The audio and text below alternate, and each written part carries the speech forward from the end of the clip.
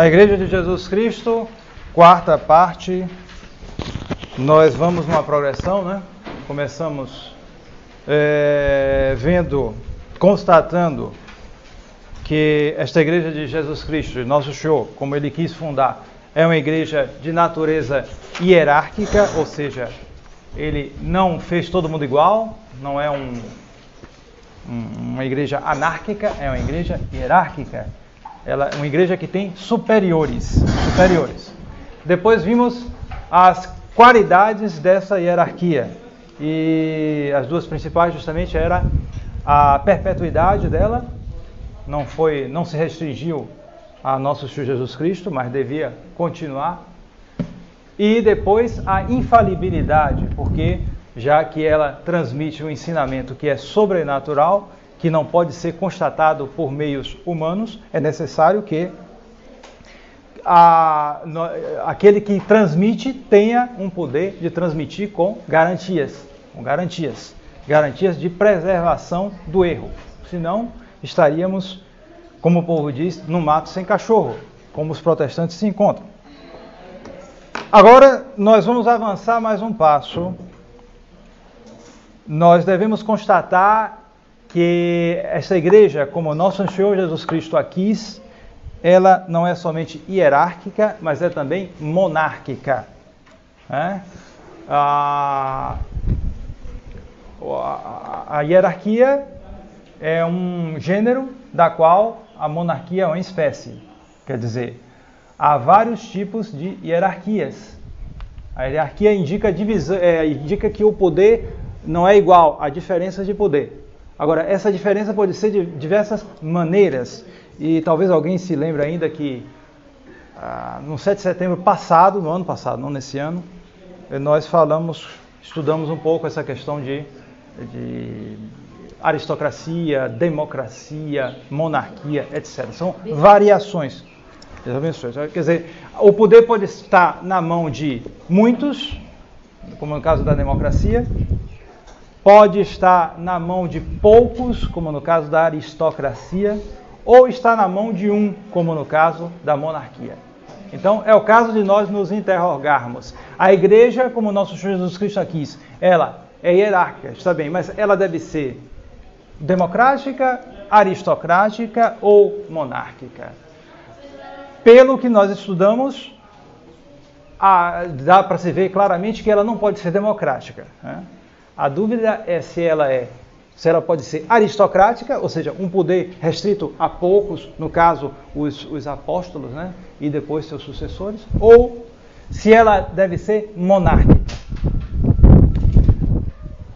Então, o que nós constatamos no Evangelho é justamente isso. No Evangelho, na igreja primitiva, é que os apóstolos detêm o poder de nosso Senhor Jesus Cristo, porém, eles não são iguais. Entre eles, há uma diferença. Há uma hierarquia dentro da hierarquia. E há um superior entre eles. Um superior. Nosso Senhor vai por gradações. Ele tinha 72 discípulos. Dos 72, ele escolheu os 12 apóstolos, os quais foram especialmente preparados para a missão. Mas ele tinha uma preferência por 3. Uma preferência não estabeleceu hierarquicamente esses 3, mas ele tinha uma preferência por São João, por São Tiago e por São Pedro. Mas entre esses 3, embora a Escritura diz que nosso Senhor gostava, mas tinha mais afeição por São João, no entanto, ele estabeleceu como superior a São Pedro. A igreja, portanto, como nosso Senhor quis, ela é de natureza monárquica. Nosso Senhor conferiu esse poder a São Pedro. Então trata-se agora de constatar onde nós encontramos isso, nos evangelhos e na igreja primitiva. Bem, já antes dessa consideração de natureza histórica, se pode um pouco refletindo sobre a natureza da igreja, se pode pelo menos desconfiar e chegar chegar perto de uma certeza, ou pelo menos tem indícios muito fortes de que a igreja deveria ser monárquica. E por quê? Porque a igreja é o reino de Deus na terra. O governo divino das coisas do mundo é um governo monárquico. É só Deus, em última análise, a causa primeira é única, é Deus.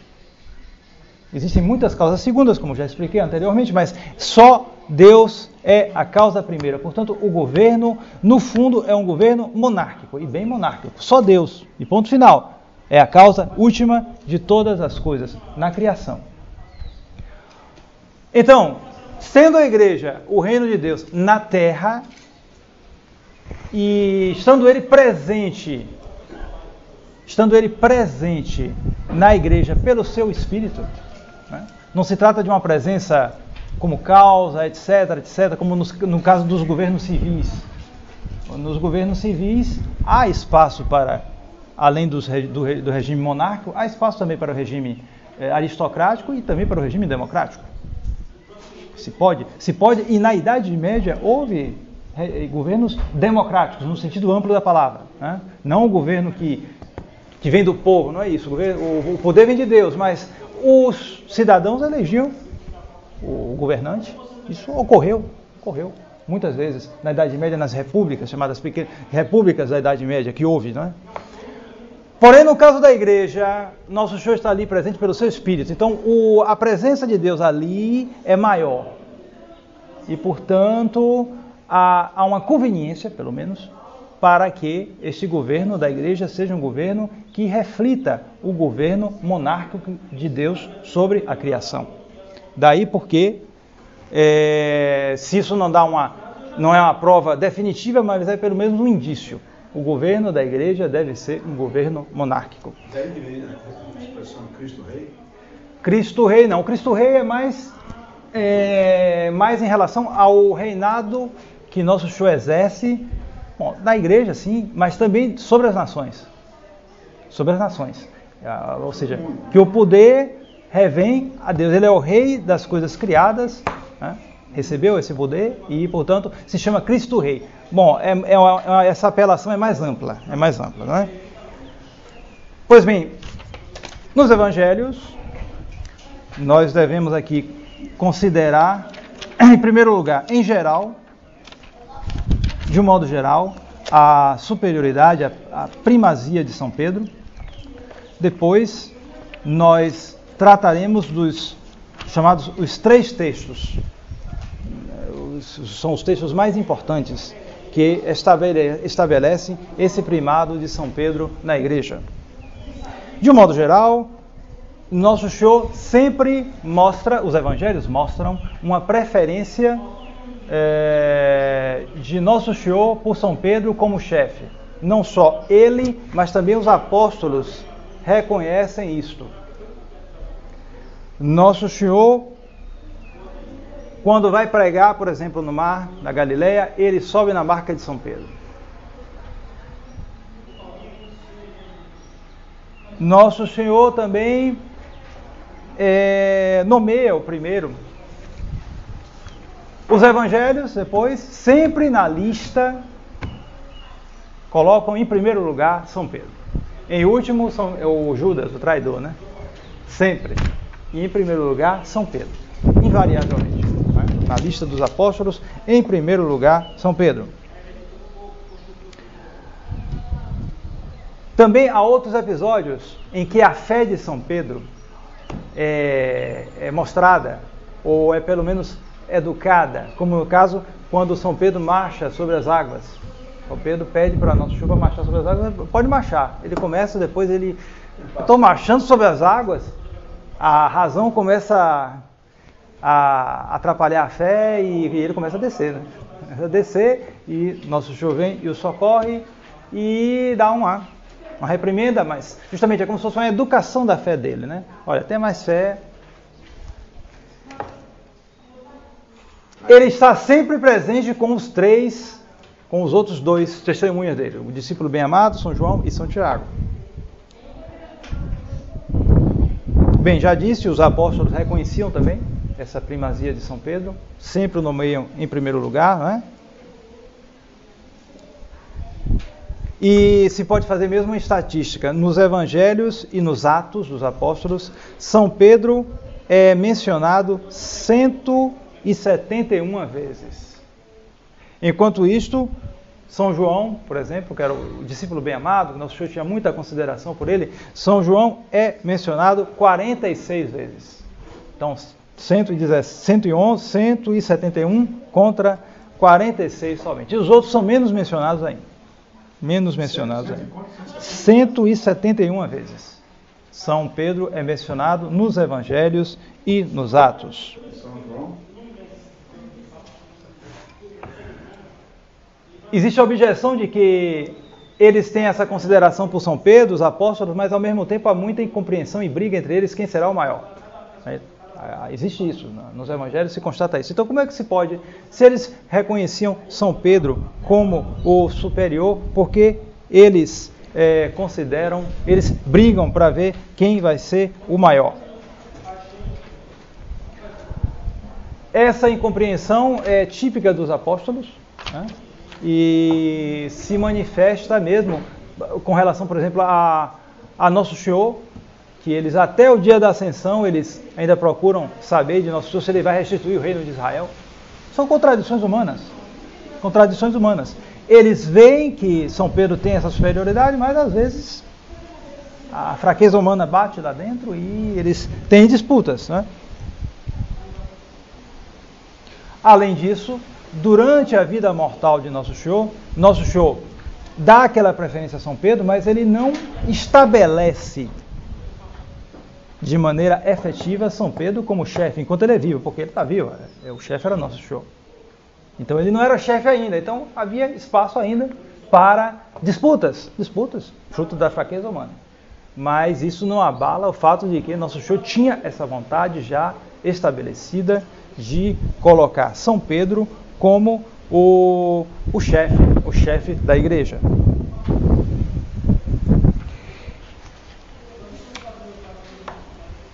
Bem, vejamos agora os 3 textos, porque estes estabelecem de maneira mais clara a primazia de São Pedro. Os 2 primeiros se referem, por assim dizer, a uma promessa, sobretudo o primeiro, o mais célebre de todos.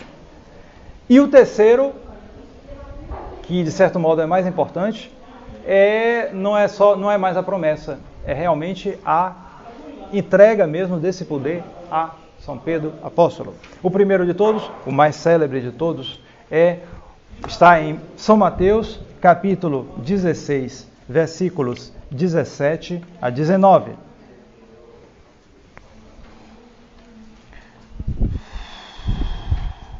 Vamos começar do versículo 13, porque dá melhor a noção do contexto. Vindo Jesus aos confins de Cesareia de Filipe, perguntou aos seus discípulos: quem dizem os homens que é o Filho do Homem? Eles responderam: uns dizem que é João Batista, outros Elias. E Nosso Senhor então responde: e vós, quem dizeis que eu sou? Tomando a palavra, eis aí, alguém que toma a palavra logo. Bom, era do temperamento de São Pedro, é verdade. Porém, como era um grupo, para um tomar logo a palavra, era porque também já havia uma certa preferência, ele já tinha uma certa ascendência. Tomando a palavra, Pedro disse: vós sois o Messias, o Filho de Deus vivo. E Jesus respondendo disse: bem-aventurado és tu, Simão Bar-Jona, porque não foi a carne nem o sangue quem te revelou isso, porém meu Pai que está nos céus. E eu te digo que tu és Pedro, e sobre esta pedra edificarei a minha igreja, e as portas do inferno não prevalecerão contra ela. Dar-te-ei as chaves do reino dos céus, e tudo quanto ligares na terra será ligado nos céus, e tudo quanto desligares na terra será desligado nos céus. Bem, em primeiro lugar, nós podemos constatar aqui que Nosso Senhor faz uma felicitação a São Pedro. Por quê? Porque São Pedro diz uma verdade que em nome dos apóstolos, ele toma a iniciativa e ele confessa Nosso Senhor como Filho de Deus. Nosso Senhor o felicita daquilo e diz que aquilo que ele disse não foi a carne e o sangue que revelou, mas o próprio Pai que está nos céus. Portanto, São Pedro falou ali, inspirado. O Pai que revelou isso a ele. Primeiro sinal. E depois ele declara justamente estas 3 coisas que nós podemos notar aqui. São 3 hebraísmos. Quer dizer, o que é um hebraísmo? É uma maneira de falar que é própria dessa língua semítica, o hebraico, ou o aramaico, porque se discute qual foi o original do Evangelho de São Mateus. O Evangelho de São Mateus provavelmente foi escrito em língua semítica, quer dizer, ou em aramaico ou em hebraico. Porém, nós não temos esta versão. A versão que ficou para a história é uma versão em língua grega. Porém, esta versão em língua grega, ela traz a tradução do hebraico ou do aramaico de uma maneira um tanto servil, ou seja, ele copia a maneira de falar dos hebreus, do hebraico ou do aramaico. Por exemplo, se eu quero dizer em francês que há pouca coisa, eu posso dizer c'est peu de chose, pouco de coisa. Então, se eu traduzo para o português isso, é pouco de coisa, é uma tradução servil, porque não respeita o espírito da língua portuguesa.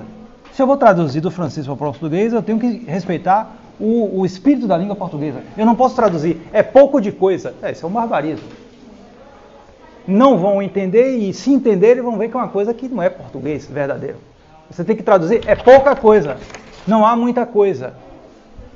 Assim também o oposto. Então, o que houve foi o seguinte, essa tradução do hebraico para o aramaico,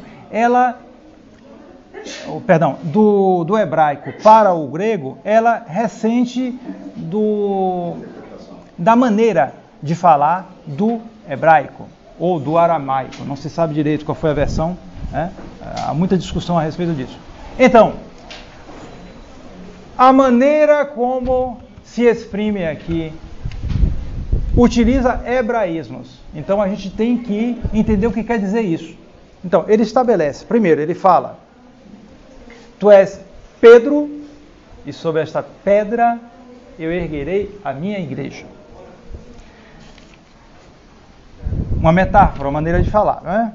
Depois ele fala no poder de ligar e de desligar, que também vem do hebraico isso aí, do idioma e dos costumes também deles. Depois fala do poder das chaves, que é outra coisa que também era presente na cultura dos hebreus. Primeiro, pedra fundamental. É interessante que Nosso Senhor muda o nome de São Pedro. O nome era Simão, mudou para Kefa, em hebraico. Kefa. Kefa quer dizer rocha. Rocha. E aqui no texto, quer dizer, no hebraico, como Nosso Senhor, ou no aramaico, como Nosso Senhor falou com São Pedro, o jogo de palavras se estabelece perfeitamente. Você é rocha, e sobre esta rocha eu estabelecerei a minha igreja. Então, no e no outro caso, é a rocha. A rocha, no caso aí, é São Pedro. É rocha e sobre essa rocha. Porque tem muitos protestantes aí que faz confusão. Eles dizem, tu és Pedro e sobre esta pedra eu erguerei a minha igreja. Eles dizem, não, foi assim, ó. Tu és Pedro, e sobre esta pedra, que era Jesus Cristo, eu farei minha igreja. Então não foi em cima de São Pedro que ele fez. E há outras confusões aí, que eles interpretam errado, a partir do grego. Eles dizem que não era pedra, é pedregulho. É uma pedrinha pequena, mas quando a gente vai ver o grego, não é, porque o pedregulho é outro termo que utiliza no hebraico, e no grego também é outro grego, e é outra palavra que utiliza. Não tem nada a ver. É rocha. E no hebraico ou no aramaico, não tem dúvida, porque é Kefa o nome dele. Kefa. Rocha. Tu és rocha, e sobre esta rocha eu erguerei a minha igreja. Se poderia mesmo traduzir, como fez o nosso amigo Rafael, daqui, né? Ele fez um trabalho sobre essa questão aqui, e se poderia traduzir mesmo assim: tu és rocha, e sobre esta mesma rocha eu edificarei a minha igreja. A rigor se poderia fazer assim. São Jerônimo traduz super anque petram, mas está implícito ali a insistência na rocha. A rocha é São Pedro. O que quer dizer isso? Quer dizer que São Pedro é a pedra fundamental. Ele tem, então, a autoridade suprema sobre a igreja. A igreja é concebida como um edifício que será construído em cima de uma pedra. Essa pedra é São Pedro, o apóstolo São Pedro.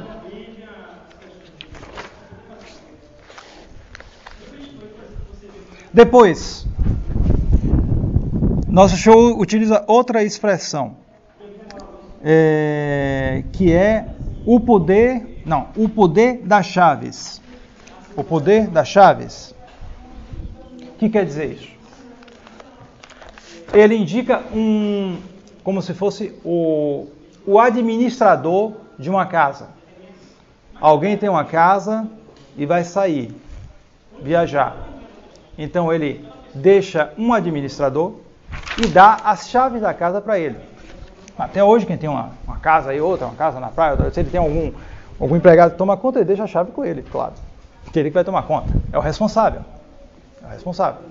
Então, ele dando essas chaves, ele como se fosse dar o poder de administrar aquela casa ao administrador. É o administrador que vai tomar conta ali. Ele vai ter que dar conta.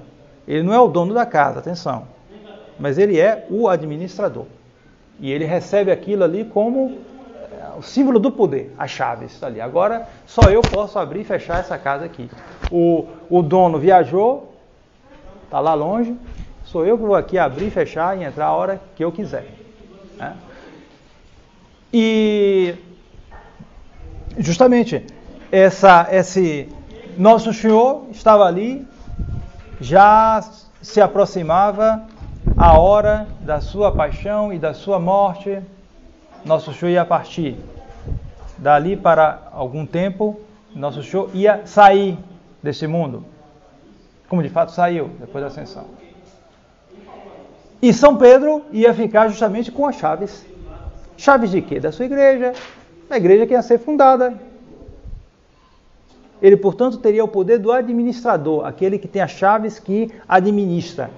Ele não pode inventar outra casa, inventar outra igreja, atenção. Mas ele pode, dentro daquilo que nosso Senhor quer, administrar, ter o poder de ordenar, de mandar, de abolir, de fazer isso, de fazer aquilo outro. É o poder do mordomo, do intendente. É isso que significa esse poder das chaves.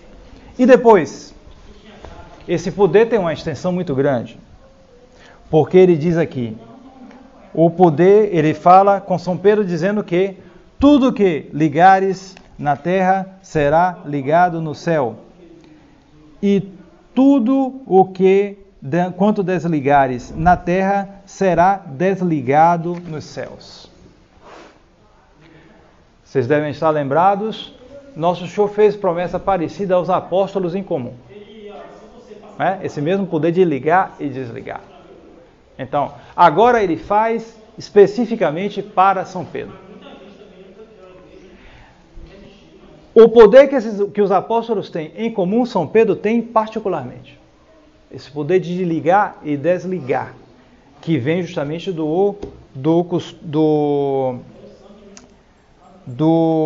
da tradição hebraica, né, dos rabinos, que dizia o que era permitido, dizer o que é permitido e o que não é permitido. Ligar e desligar. Só que isso aí, que era da casuística dos rabinos, tinha um valor na terra. Mas o poder de ligar e desligar de São Pedro se estende para além da terra. Porque ele diz, tudo que ligares na terra será ligado no céu, e tudo que desligares na terra será desligado também no céu. O poder se estende ao céu. ao céu. E assim ele estabelece um poder de jurisdição sobrenatural, né? E uma superioridade desse poder sobre o poder dos apóstolos. Os apóstolos têm esse poder, mas São Pedro tem esse poder de maneira pessoal, de tal maneira que ele se transforma como se fosse um intermediário entre os apóstolos e Jesus. Eles têm esse poder, mas atenção, tem que estar sob a dependência de São Pedro. Até hoje, o magistério dos bispos, ele tem uma infalibilidade, mas é incomum. É incomum. Se os bispos querem ordenar uma coisa, querem ensinar com autoridade, o conjunto dos bispos, unido ao Papa, tem a infalibilidade. Mas os bispos sozinhos eles não podem. Enquanto que o Papa, se ele quer ensinar ex cátedra, ele sozinho pode declarar um dogma. Sozinho. É o que está aqui. Vamos ao segundo texto. São Lucas, capítulo 22, versículo 31, 32. Capítulo 22, né? Capítulo 22, não é? 22, versículos 31, 32. Aqui. Simão, Simão, Satanás vos buscou para vos joelhar como trigo. É aquela peneira, né? A peneira, vai peneirar o trigo. Como se peneira feijão e outros cereais, legumes. Se passa aquilo ali e vai caindo as coisas e vai ficando só alguma, né?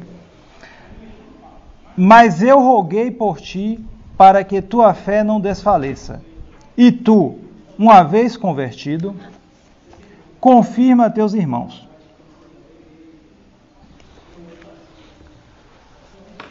O que é esse convertido?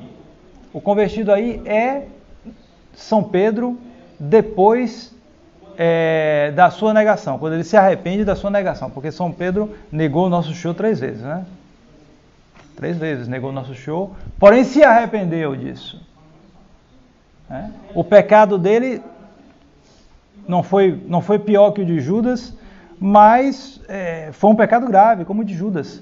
Foram 2 pecados, 2 pecadores naquela paixão de Nosso Senhor. O pecado de Judas e o pecado de São Pedro. Impressionante isso. Só que um se arrependeu de verdade e o outro não. Então o outro foi parar na forca por suicídio e o outro foi confirmado plenamente nos seus poderes, né? Uma lição pra gente. A gente verá depois isso. É o terceiro texto, justamente. Então, aqui São Lucas narra justamente, Nosso Senhor coloca São Pedro como guardião espiritual dos apóstolos.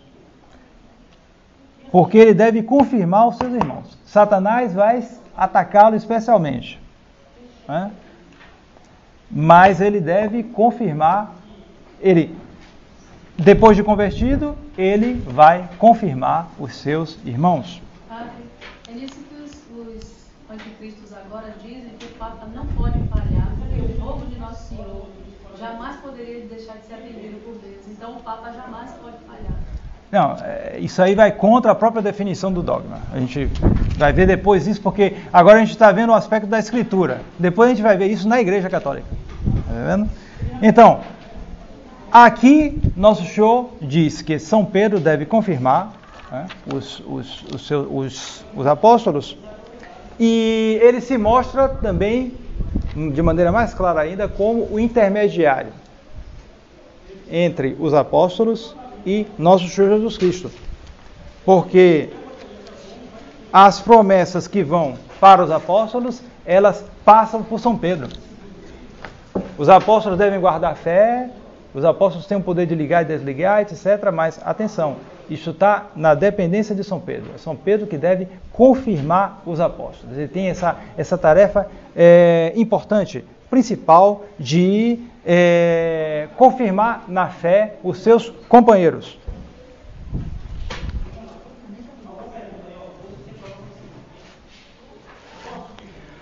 Terceiro texto, este talvez seja o mais importante. se dá muita importância ao texto de São Mateus, que, sem dúvida, um texto importantíssimo, mas o texto de São João, capítulo 21, versículos 15 e 17. Esse texto, Nosso Senhor confere, Nosso Senhor não só promete, Nosso Senhor confere o poder a São Pedro. E é justamente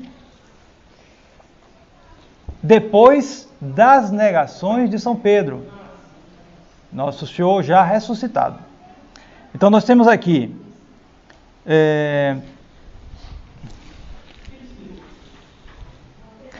quando acabaram de comer, Jesus disse a Simão Pedro: Simão, filho de João, tu me amas mais do que estes, os apóstolos? Olhe bem, a superioridade.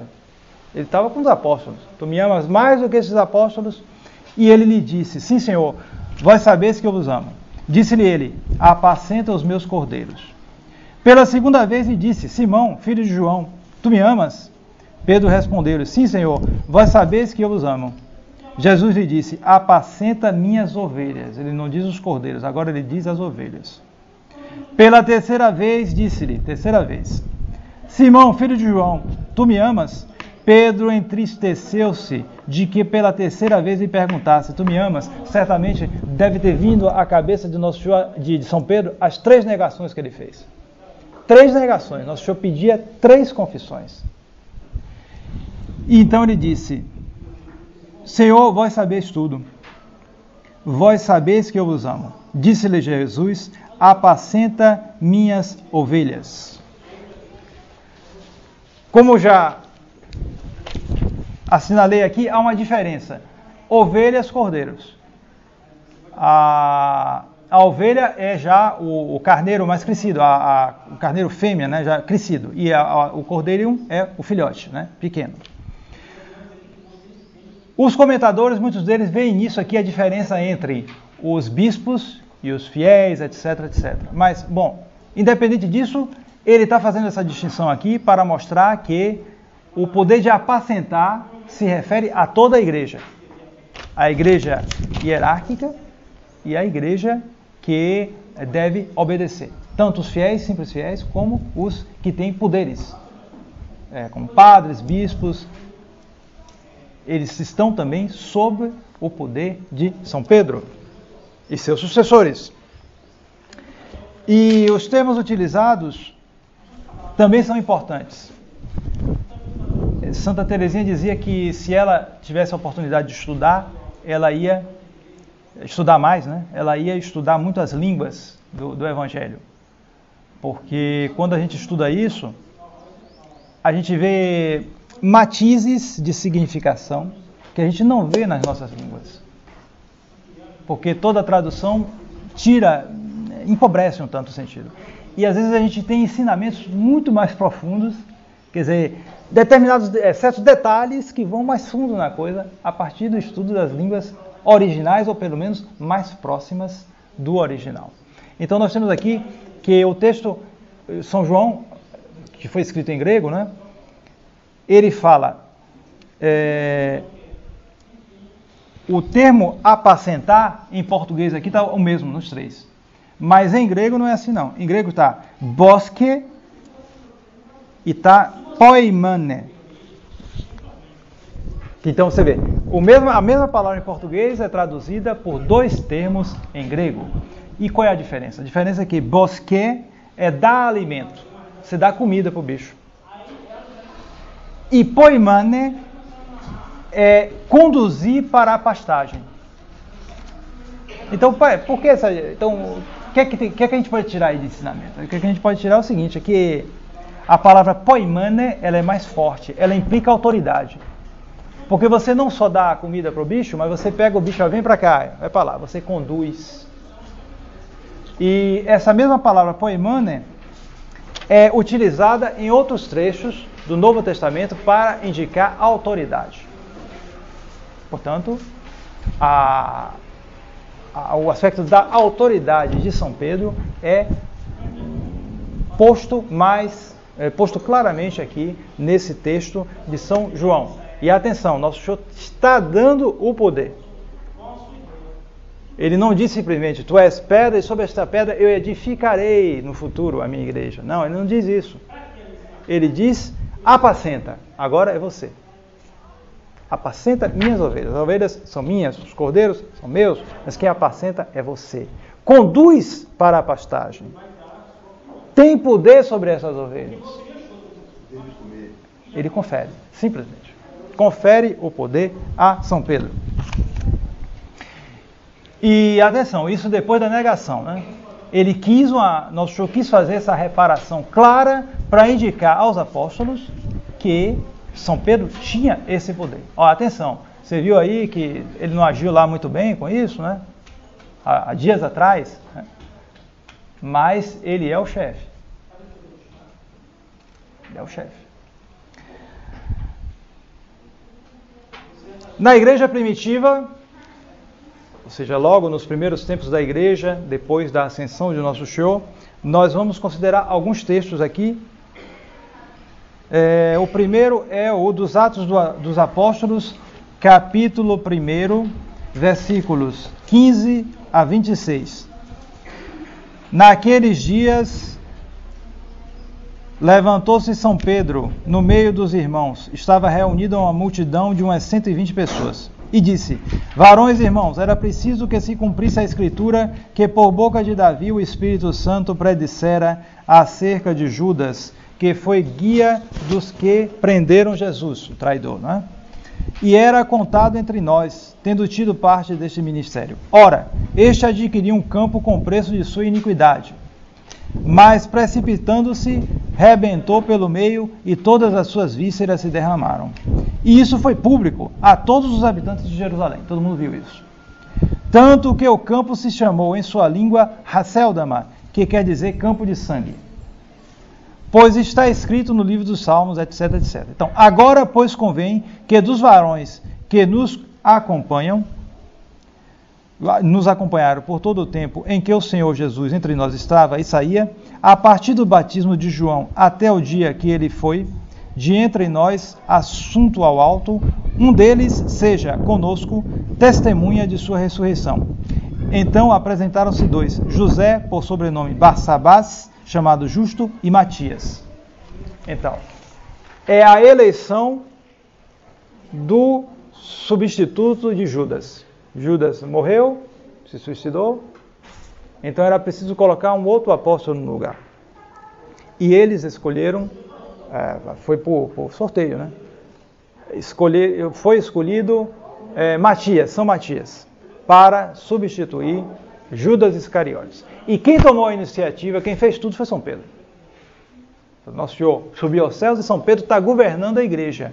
Porque, é claro, para que coisa mais importante do que a substituição de um apóstolo? É como você escolher um bispo, né? E mais ainda, de certo modo. De certo modo, ele é quase um cardeal. Você pode dizer assim, já que o apóstolo ele tinha dons especiais, infalibilidade, isso, aquilo. Então, ele ia escolher quem tomou a iniciativa, São Pedro. Chegou lá, se reuniu, vamos fazer isso, fazer aquilo, fazer aquilo. Mostra o exercício do poder, do primado, da chefia de São Pedro. Depois, ao texto da Epístola de São Paulo aos Gálatas.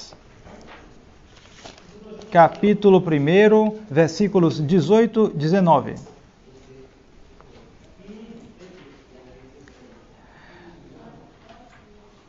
Mas,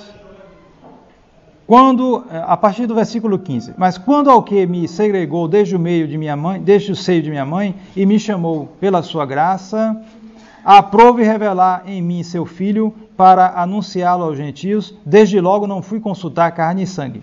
Não subi a Jerusalém aos apóstolos, que o eram antes de mim, mas parti para a Arábia e de novo voltei a Damasco. Foi logo o começo da conversão de São Paulo. Ele passou um tempo isolado no deserto, onde Nosso Senhor o instruiu pessoalmente.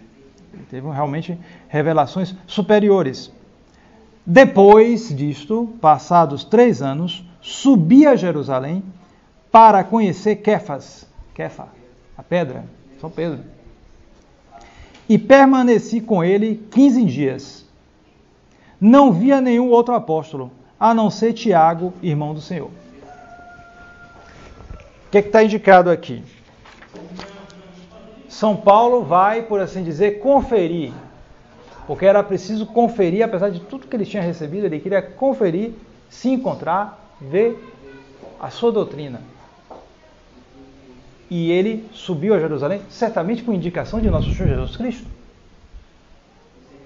Nosso Senhor ressuscitado apareceu a ele e ensinou, instruiu, e certamente é possível, é bem provável que entre essas instruções estava de ir lá em Jerusalém, para se encontrar com quem? Com Kefa, com Rocha. Vou me encontrar com Rocha, Kefa, Cefas, que era São Pedro. Ele foi lá se encontrar, e ele diz aqui que ele não viu nenhum outro apóstolo. Por que ele não viu nenhum outro apóstolo? Porque o interesse dele principal era São Pedro. A não ser São Tiago, irmão do Senhor. Essa maneira de falar aqui indica que isso era algo muito secundário. Pela maneira de falar aqui, inclusive na própria língua, indica que isto era algo secundário. Eu me encontrei com São Tiago. Bom, o que interessa é que eu me encontrei com São Pedro. Fui a Jerusalém me encontrar com São Pedro. E a própria palavra, o termo grego para ver São Pedro, storenzai, quer dizer, indica um interesse especial para conhecer diretamente uma pessoa importante. O termo, ele tem essa conotação. Ele usa esse termo, porque as línguas têm várias palavras, vários verbos para indicar coisas. E o grego, em especial, tem muitas gradações de sentido para indicar isso, esse aspecto. É uma língua muito especial, né? Então, ele tem essas gradações de sentido, de variações, etc. Então, esse verbo é utilizado para uma coisa muito especial, conhecer. É como, por exemplo, o verbo amar, né? Você vê muitas vezes utilizado nos evangelhos o verbo amar. Amar, amar, amar, mas o grego tem várias utilizações do verbo amar. Tem um amor mais baixo, de maneira muito sensível, tem um amor mais elevado de amizade, tem um amor espiritual, que ele usa o termo, e em geral se usa esse termo, o amor mais elevado no Evangelho. E, então aqui ele usa esse termo, é usado justamente para fazer conhecer a pessoa, uma pessoa importante. Então, o termo aqui reforça essa significação. São Paulo, o apóstolo dos gentios, que recebeu a revelação de nosso Senhor tão elevada, poderia não consultar ninguém, né? Não poderia não, ele tinha que consultar. Ele foi consultar. Ele foi conferir sua doutrina com São Pedro e não foi com os outros apóstolos. Ele não foi falar com fulano, com ciclano, com outro apóstolo, não. Ele foi com São Pedro. Viu São Tiago de passado, mas isso não era o que importava mais. E por incrível que pareça, o episódio do conflito de Antioquia, esse episódio tão, à primeira vista, estranho, em que São Paulo recrimina São Pedro. São Paulo dá um carão em São Pedro. Vai lá e diz, não, isso é uma coisa. E muitos racionalistas utilizam isso, protestantes racionalistas, para fazer uma espécie de separação da igreja de São Pedro e da igreja de São Paulo. O chamado paulinismo e o petrinismo. O petrinismo é o catolicismo. O paulinismo é o protestante. Bom, só que naquela época não existia protestante, né? Não sei. O protestantismo foi aparecer 1500 anos depois, mas eles gostam muito de se ligar a esse paulinismo. Não está mais com São Paulo. Enquanto o petrinismo, aquela coisa, é mais do catolicismo. Nós veremos que é justamente o contrário. Que há realmente uma recriminação, é verdade, e isso dá o direito, em alguns casos, de se repreender até as próprias autoridades. São Tomás de Aquino tem considerações muito interessantes a esse respeito, comentando esse texto. Né? O texto qual é?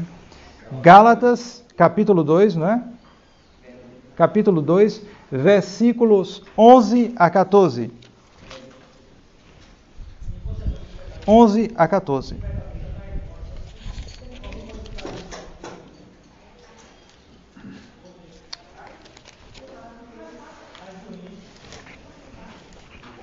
Mas quando Cefas, né, sempre a rocha, foi a Antioquia, isso quem está dizendo é São Paulo, resisti-lhe em face, porque ele se tornara repreensível. Pois, antes de virem alguns dos de Tiago, ele comia com os gentios.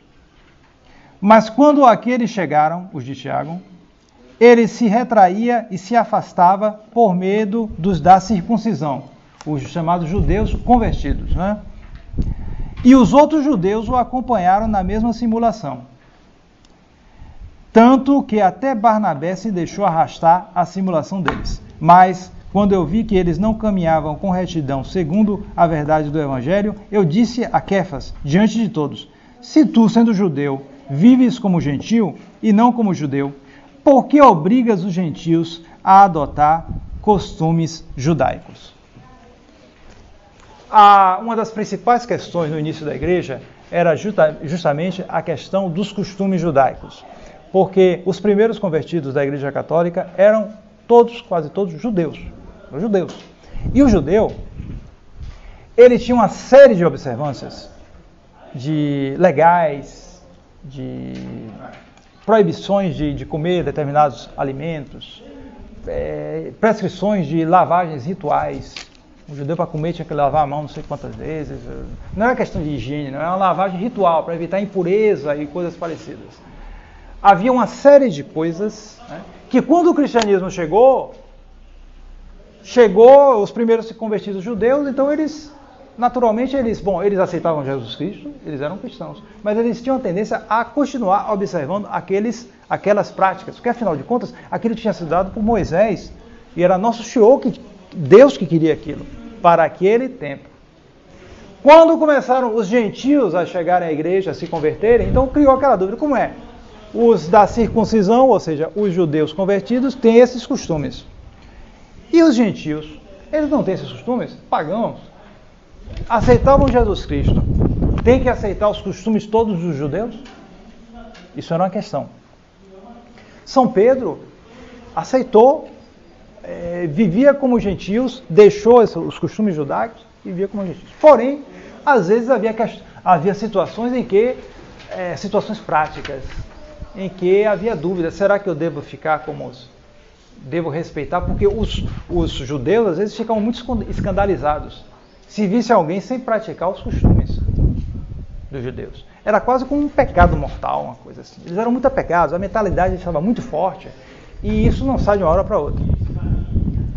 Então, São Pedro julgou, lá no momento, uma situação particular, que ele poderia, um tanto, não seguir os costumes judeus naquele momento para não escandalizar os judeus. Resultado, os gentios que viram aquilo acabaram se deixando levar. E São Paulo, então, viu aquilo e disse, não, isso aí é um perigo. Um perigo para o catolicismo, que tem que se livrar disso com o tempo. Você vê que mesmo os judeus convertidos de hoje já superaram há muito tempo esses costumes legais dos judeus. Isso foi uma coisa provisória naquele tempo, que até houve uma certa condescendência. O próprio São Paulo, mas que naquele momento houve um certo exagero, houve uma falta de prudência de São Pedro. Então São Paulo repreendeu publicamente. O que a gente tem que observar nesse texto é que São Paulo não nega a autoridade de São Pedro. Senão ele dizia, olha, vamos embora, vou cuidar da minha igreja, você que se vira aí com a sua com os judeus e eu vou cuidar da minha com os gentios. Ele não diz nada disso. O que ele faz é chamar a atenção de São Pedro, para a responsabilidade do seu cargo. Se alguém chama a atenção para a responsabilidade do cargo de alguém, ele não está negando o cargo da pessoa, pelo contrário, ele está afirmando. Se um juiz está lá numa certa determinada situação, está julgando uma coisa errada, culpa ou sem culpa, está julgando uma coisa errada, e isso vai causar um prejuízo muito grande. Se chega um assistente do juiz, ou mesmo alguém, mesmo um simples advogado, e chega para ele, olha, isso aqui, atenção, se você fizer isso, vai abrir um precedente, vai criar um problema muito sério, atenção, ele está repreendendo. Mas ele não está dizendo que ele não é o juiz. Pelo contrário, ele está dizendo que ele é o juiz. E como ele é o juiz, ele tem que tomar cuidado com isso. São Pedro não se deu conta, nesse caso aqui de Antioquia, da influência que ele tinha como chefe da igreja. Por causa da sua imprudência, ele começou a ser causa de escândalo para os outros cristãos da gentilidade, que se deixaram levar pelo exemplo dele. Respeito humano, né? Respeito humano, coisa parecida, porque os de São Tiago eram judeus da circuncisão, eles eram judeus convertidos, mas ainda tinham aqueles costumes, então podia causar algum mal-estar, eles não gostaram, mas que isso, esses gentios aí. Havia um pouco de orgulho nessas coisas. Mas não tinha já recebido o Espírito Santo? Tinham recebido o Espírito Santo. Porém, não se esqueça, o Espírito Santo agia ali, mas na prática a conversão não era de uma hora para outra dessas coisas. Porque essas coisas em si não eram pecados. Eram costumes que se podiam manter. Não era nada contra a fé. Não era nada contra a fé aquilo ali. Simplesmente poderia haver uma condescendência com aquilo ali. Agora, com o tempo, isso se ia vendo caso por caso, até que isso fosse desaparecendo com o tempo. Né? Agora, então, São Pedro já tinha deixado aquilo. São Pedro recebeu uma luz maior, era o chefe, já tinha deixado aquilo. Mas achou que devia condescender. Ora, a condescendência dele, por causa do poder que ele tinha, acabou sendo uma causa de escândalo. Então São Paulo viu isso e disse a ele, você fez uma advertência. Mas essa advertência implicava o reconhecimento da autoridade dele. Então é justamente o contrário. É justamente o contrário. O que esse episódio de Antioquia nos mostra é que nós, se pode resistir à autoridade, se pode resistir à autoridade, se deve até resistir em certos casos, porém, não se nega à autoridade. E não era um erro de fé. É que nem hoje, pode dizer, o Vaticano II fazendo um erro de... Era um erro de prudência, porém que podia ter consequências muito sérias na prática.